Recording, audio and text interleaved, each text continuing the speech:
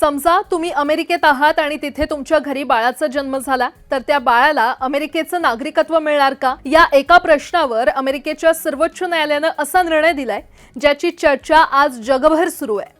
आणि विशेष म्हणजे हा निर्णय लाखो भारतीय कुटुंबांसाठी देखील महत्त्वाचा ठरू शकतो। अमेरिकेच्या सर्वोच्च न्यायालयाने जन्मसिद्ध नागरिकत्वाबाबत ऐतिहासिक निर्णय दिलाय। न्यायालयाने स्पष्ट केलेलं आहे की अमेरिकेत जन्मलेलं जवळपास प्रत्येक मूल जन्मतःच अमेरिकेचं नागरिक असेल। मग त्या मुलाचे आई-वडील अमेरिकेचे नागरिक असोत, तात्पुरत्या विजावर असोत किंवा बेकायदेशीरपणे राहत असोत। आता प्रश्न पडतो, हा विषय इतका गाजतोय तरी का? कारण अमेरिकेचे राष्ट्राध्यक्ष डोनाल्ड ट्रम्प यांनी 20 जानेवारी 2025 रोजी राष्ट्राध्यक्ष पदाची शपथ घेतल्यानंतर एक कार्यकारी आदेश काढला होता।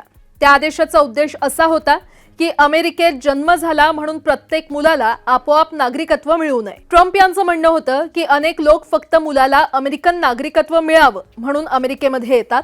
यालाच काही जण बर्थ टुरिझम असं म्हणतात। मात्र या आदेशाला न्यायालयात आव्हान देण्यात आलं आणि अखेर सर्वोच्च न्यायालयाने ट्रम्प यांना मोठा धक्का दिला। न्यायालयाने सांगितलं की अमेरिकेच्या संविधानातील 14वी घटना दुरुस्ती अमेरिकेत जन्मलेल्या व्यक्तीला नागरिकत्वाचा अधिकार देते। त्यामुळे हा अधिकार केवळ राष्ट्राध्यक्षांच्या आदेशाने काढून घेता येणार नाही। असा बदल करायचा असेल तर संविधानातच दुरुस्ती करावी लागेल। आता या निर्णयाचा भारतीयांशी काय संबंध?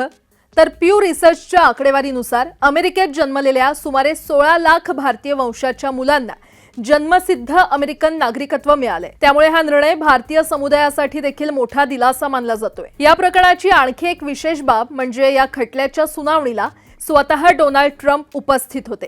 अमेरिकेच्या इतिहासात विद्यमान राष्ट्राध्यक्षांनी सर्वोच्च न्यायालयातील अशा प्रकारच्या सुनावणीला उपस्थित राहणं अत्यंत दुर्मिळ मानलं जातं। एकूणच अमेरिकेच्या सर्वोच्च न्यायालयाच्या या निर्णयामुळे 150 वर्षांहून अधिक काळापासून लागू असलेला जन्मसिद्ध नागरिकत्वाचा नियम कायम राहणार आहे। पण या निर्णयामुळे अमेरिकेतील स्थलांतर धोरणावरचा वाद संपेल की आणखी वाढेल? तुम्हाला काय वाटतं? तुमचं मत कमेंट करून नक्की कळवा।